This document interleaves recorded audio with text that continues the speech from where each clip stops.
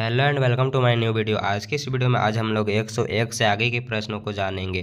तो जानने के लिए वीडियो को लास्ट तक देखें और हमारे चैनल में पहली बार है तो चैनल को भी सब्सक्राइब कर लें। काफ़ी वीवीआई प्रश्न रहेंगे, आरआरबी एनटीपीसी में पूछे गए प्रश्न रहेंगे, तो सभी को अच्छे से देखते जाइएगा।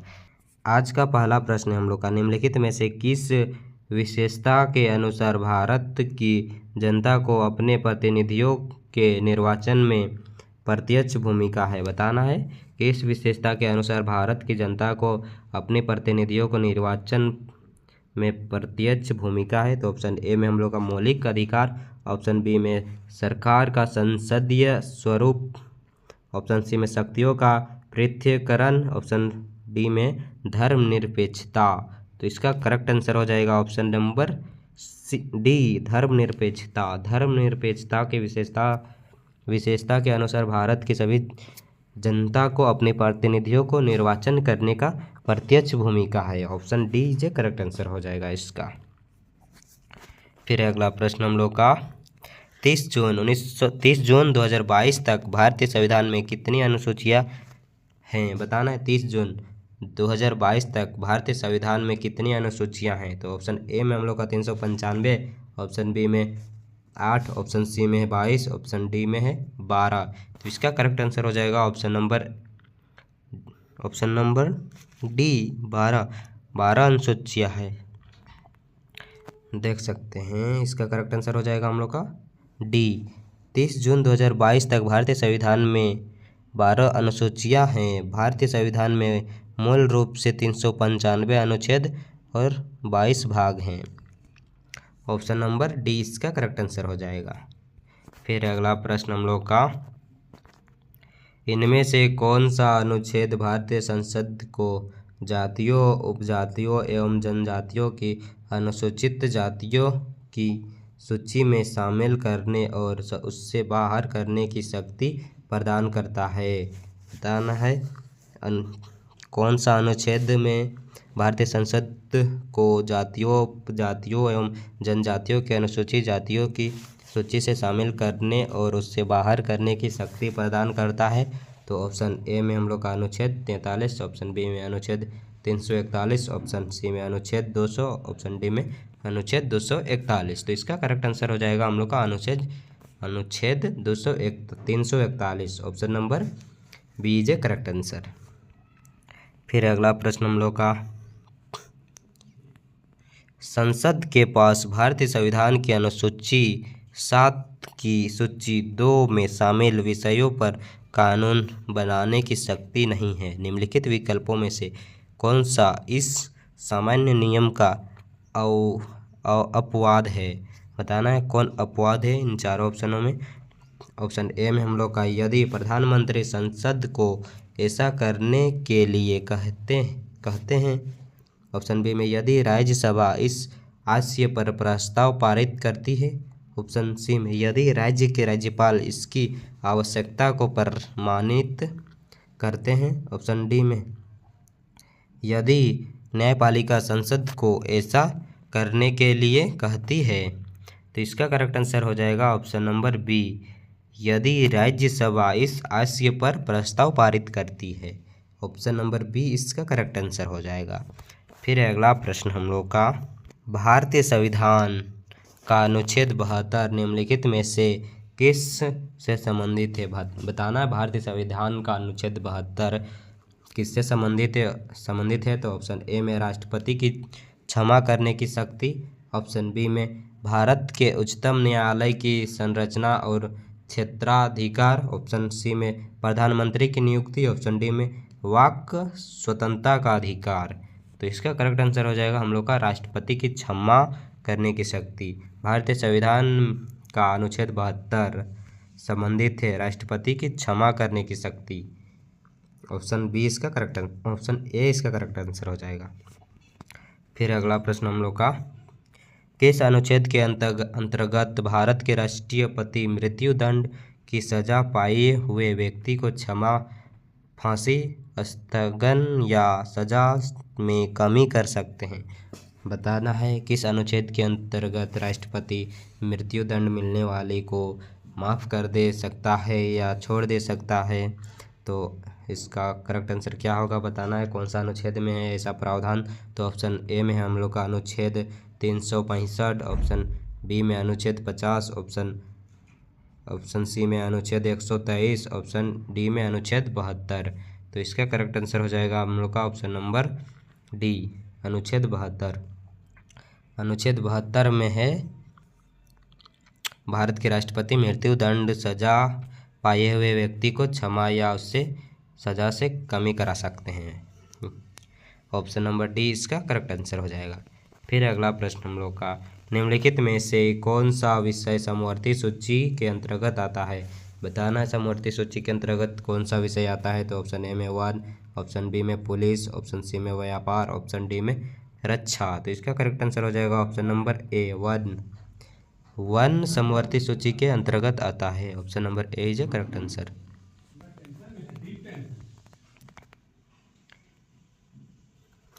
फिर अगला प्रश्न हम लोग का, भारतीय संविधान में शिक्षा को किस सूची में शामिल किया गया है?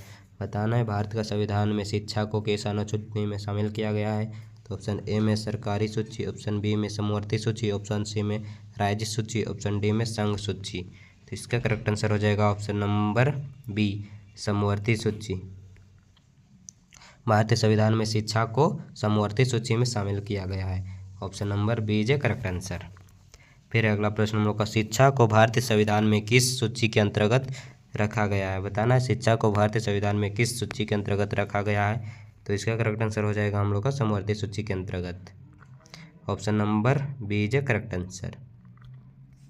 फिर अगला प्रश्न, भारतीय संविधान का अनुच्छेद 21 इनमें से किस विकल्प से संबंधित है? बताना भारतीय संविधान का अनुच्छेद 21 किससे संबंधित है। तो ऑप्शन ए में हम लोग का व्यक्तिगत स्वतंत्रता, ऑप्शन बी में राज्यों में राष्ट्रपति शासन लागू होगा, फिर ऑप्शन नंबर सी में है अस्पृश्यता का उन्मूलन, ऑप्शन डी में निःशुल्क एवं अनिवार्य शिक्षा। तो इसका करेक्ट आंसर हो जाएगा हम लोग का भारतीय संविधान का अनुच्छेद 21 संबंधित है व्यक्तिगत स्वतंत्रता से। ऑप्शन नंबर ए इसका करेक्ट आंसर हो जाएगा।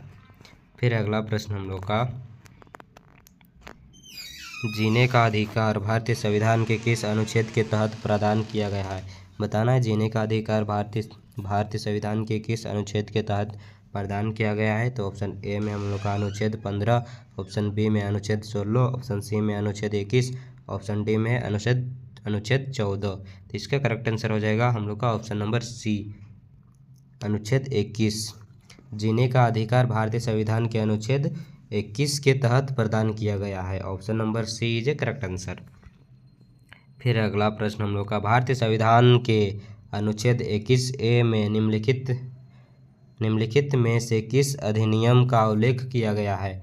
बताना है भारतीय संविधान के अनुच्छेद 21A में किसका उल्लेख किया गया है। तो ऑप्शन ए में हम लोग शिक्षा का अधिकार का, ऑप्शन बी में सूचना का अधिकार का, ऑप्शन सी में लोक प्रतिनिधित्व का, ऑप्शन डी में धर्म एवं स्वतंत्रता का। तो इसका करेक्ट आंसर हो जाएगा हम लोग का ऑप्शन नंबर ए, शिक्षा का अधिकार।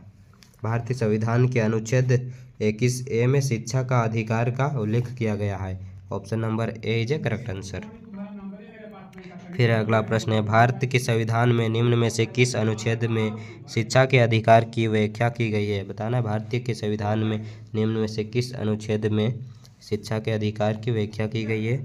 तो ऑप्शन ए में हम लोग का अनुच्छेद 12, ऑप्शन बी में अनुच्छेद 5, ऑप्शन सी में अनुच्छेद 23, ऑप्शन डी में अनुच्छेद 21A। तो इसका करेक्ट आंसर हो जाएगा हम लोग का अनुच्छेद 21A, यानी option number D is a correct answer. फिर अगला प्रश्न हम लोग का, संविधान के अनुसार किस अनुच्छेद के तहत जीवन की सुरक्षा एवं व्यक्तिक स्वाधीनता प्रदान की गई है? तो बताना है किसमें स्वाधीनता प्रदान की गई है। तो ऑप्शन ए में हम लोग का अनुच्छेद 20, ऑप्शन बी में अनुच्छेद 21, ऑप्शन सी में अनुच्छेद 22, ऑप्शन डी में अनुच्छेद 23। इसका करेक्ट आंसर हो जाएगा हम लोग का अनुच्छेद 21, option number B is correct answer. फिर अगला प्रश्न हम लोग का, जीवन के अधिकार को भारतीय संविधान के किस अनुच्छेद में शामिल किया गया है? बताना है जीवन के अधिकार को भारतीय संविधान में किस अनुच्छेद में शामिल किया गया है। तो ऑप्शन ए में अनुच्छेद 20, ऑप्शन बी में अनुच्छेद 34, ऑप्शन सी में अनुच्छेद 32, ऑप्शन सी में अनुच्छेद 21। तो इसका करेक्ट आंसर हो जाएगा हम लोग का ऑप्शन नंबर डी, अनुच्छेद 21। जीवन का अधिकार भारतीय संविधान में अनुच्छेद 21 में शामिल किया गया है। Option number D is a correct answer. फिर अगला प्रश्न, भारतीय संविधान के किस अनुच्छेद में जीने के अधिकार से संबंधित विवरण है? बताना है भारतीय संविधान के किस अनुच्छेद में जीने के अधिकार से संबंधित विवरण है। तो ऑप्शन ए में अनुच्छेद 21, फिर ऑप्शन बी में अनुच्छेद 22, फिर अनुच्छेद 24, ऑप्शन डी में अनुच्छेद 23। तो इसका करेक्ट आंसर है हम लोग का ऑप्शन नंबर ए, अनुच्छेद 21। Option number A is a correct answer हो जाएगा। जीने का अधिकार हमारा है अनुच्छेद 21 के तहत। Option number A is a correct answer. फिर अगला प्रश्न हम लोग का, आपातकाल के समय किस अनुच्छेद को निलंबित नहीं किया जा सकता है? बताना है आपातकाल के समय किस अनुच्छेद को निलंबित नहीं किया जा सकता है। तो ऑप्शन ए में है अनुच्छेद 20 और अनुच्छेद 21, ऑप्शन बी में अनुच्छेद 22 और अनुच्छेद 23, ऑप्शन सी में अनुच्छेद 19 और अनुच्छेद 43, ऑप्शन डी में अनुच्छेद 23 और अनुच्छेद 24। तो इसका करेक्ट आंसर हो जाएगा हम लोग का ऑप्शन नंबर ए, अनुच्छेद 21 और अनुच्छेद 21 को आपातकाल के समय निलंबित नहीं किया जा सकता है। Option number A is a correct answer. फिर है अगला प्रश्न हम लोग का, संविधान के किस अनुच्छेद के तहत आत्मसंभार्त साक्ष्य प्रतिबंधित है? बताना है किसमें प्रतिबंधित है आत्मसंभार्त साक्ष्य। तो ऑप्शन ए में हम लोग का अनुच्छेद 20, ऑप्शन बी में है अनुच्छेद 22, ऑप्शन सी में अनुच्छेद 17, ऑप्शन डी में अनुच्छेद 31। तो इसका करेक्ट आंसर हो जाएगा ऑप्शन नंबर ए, अनुच्छेद 20। अनुच्छेद 20 के अंतर्गत है संविधान के तहत आत्म संभ्रांत साक्ष्य प्रतिबंधित है। Option number A is a correct answer.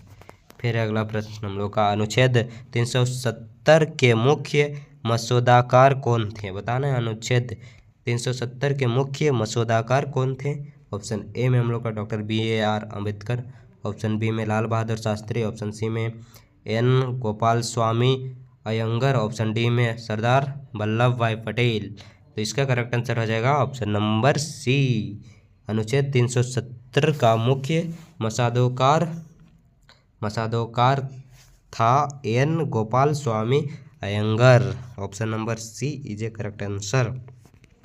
फिर अगला प्रश्न हम लोग का, भारतीय संविधान के निम्नलिखित में से किस अनुच्छेद में कर्मचारी के लिए निर्वाह मजदूरी आदि का प्रावधान निर्दिष्ट किया गया है? बताना भारतीय संविधान के निम्नलिखित में से किस अनुच्छेद में कर्मचारी के लिए निर्वाह मजदूरी आदि का प्रावधान निर्दिष्ट किया गया है? तो ऑप्शन ए में है हम लोग का अनुच्छेद 41, ऑप्शन बी में अनुच्छेद 43, ऑप्शन सी में अनुच्छेद 42, ऑप्शन डी में अनुच्छेद 40। तो इसका करेक्ट आंसर हो जाएगा हम लोग का ऑप्शन नंबर बी, अनुच्छेद 43। अनुच्छेद 43 इज ए करेक्ट आंसर। फिर अगला प्रश्न हम लोग का, भारतीय संविधान का कौन सा अनुच्छेद अंतर्राष्ट्रीय शांति और सुरक्षा को बढ़ावा देने पर राज्य के नीति निर्देशक सिद्धांतों का निर्धारित करता है? बताना है भारत का संविधान कौन सा अनुच्छेद में अंतर्राष्ट्रीय शांति और सुरक्षा को बढ़ावा देने पर राज्य के नीति निर्देशक सिद्धांतों का निर्धारित करता है? तो अनुच्छेद 51, ऑप्शन ए में अनुच्छेद 51, ऑप्शन बी में अनुच्छेद 15, ऑप्शन सी में अनुच्छेद 31, ऑप्शन डी में अनुच्छेद 14। तो इसका करेक्ट आंसर हो जाएगा हम लोग का ऑप्शन नंबर ए, अनुच्छेद 51। Option number A is correct answer हो जाएगा, अनुच्छेद 51। फिर अगला प्रश्न हम लोग का, भारतीय संविधान के भाग 4 का अनुच्छेद 43B ब्लैंक स्पेस से संबंधित है? बताना है भारतीय संविधान का भाग 4 का अनुच्छेद 43B किससे संबंधित है?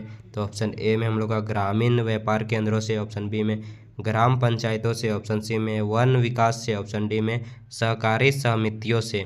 तो इसका करेक्ट आंसर हो जाएगा हम लोग का ऑप्शन नंबर डी, सहकारी समितियों से। भारतीय संविधान का भाग 4 अनुच्छेद 43B सहकारी समिति से संबंधित है। ऑप्शन नंबर डी इसका करेक्ट आंसर हो जाएगा। फिर अगला प्रश्न हम लोग का, भारतीय संविधान के किन 2 अनुच्छेदों में न्यायिक समीक्षा की शक्ति को सर्वाधिक स्पष्ट रूप से व्यक्त किया गया है? तो अनुच्छेद है हमारा 32 और अनुच्छेद 226। फिर ऑप्शन बी में अनुच्छेद 17 और अनुच्छेद 143। फिर ऑप्शन सी में अनुच्छेद 44 और अनुच्छेद 152। फिर ऑप्शन डी में अनुच्छेद 21 और अनुच्छेद 446। तो इसका करेक्ट आंसर हो जाएगा हम लोग का ऑप्शन नंबर ए, अनुच्छेद 32 और अनुच्छेद 226। ये करेक्ट आंसर हो जाएगा। भारतीय संविधान के 2 अनुच्छेदों में न्यायिक समीक्षा की शक्ति और सर्वाधिक स्पष्ट रूप से व्यक्त किया गया है अनुच्छेद 32 और अनुच्छेद 226 में। फिर अगला प्रश्न हम लोग का, किस अनुच्छेद के तहत भारत के उच्च न्यायालय रिट जारी कर सकते हैं? बताना है किस अनुच्छेद के तहत भारत के उच्च न्यायालय रिट जारी कर सकते हैं। तो ऑप्शन ए में अनुच्छेद 131, ऑप्शन बी में अनुच्छेद 32, ऑप्शन सी में अनुच्छेद 226, ऑप्शन डी में अनुच्छेद 143। तो इसका करेक्ट आंसर हो जाएगा हम लोग का ऑप्शन नंबर सी, अनुच्छेद 226 इज करेक्ट आंसर। अनुच्छेद 226 के तहत भारत के उच्च न्यायालय रिट जारी कर सकते हैं। Option number C is correct answer. फिर अगला प्रश्न हम लोग का, भारतीय संविधान का इनमें से कौन सा अनुच्छेद राष्ट्रपति के कार्यकाल से संबंधित है? बताना है भारतीय संविधान का इनमें से कौन सा अनुच्छेद राष्ट्रपति के कार्यकाल से संबंधित है। तो ऑप्शन ए में हम लोग का अनुच्छेद 54, ऑप्शन बी में अनुच्छेद 55, ऑप्शन सी में अनुच्छेद 53, ऑप्शन डी में अनुच्छेद 56। तो इसका करेक्ट आंसर हो जाएगा हम लोग का ऑप्शन नंबर डी, अनुच्छेद 56। भारतीय संविधान का अनुच्छेद 56 राष्ट्रपति के कार्यकाल से संबंधित है। Option number D is a correct answer. आज के लिए इतना है। अगर वीडियो थोड़ा सा भी हेल्पफुल लगा होगा और आप आरआरबी एनटीपीसी का तैयारी करते हैं तो हमारे चैनल से जुड़े रहें इसी तरह के PYQ इम्पोर्टेंट प्रश्न पाने के लिए। Thanks for watching.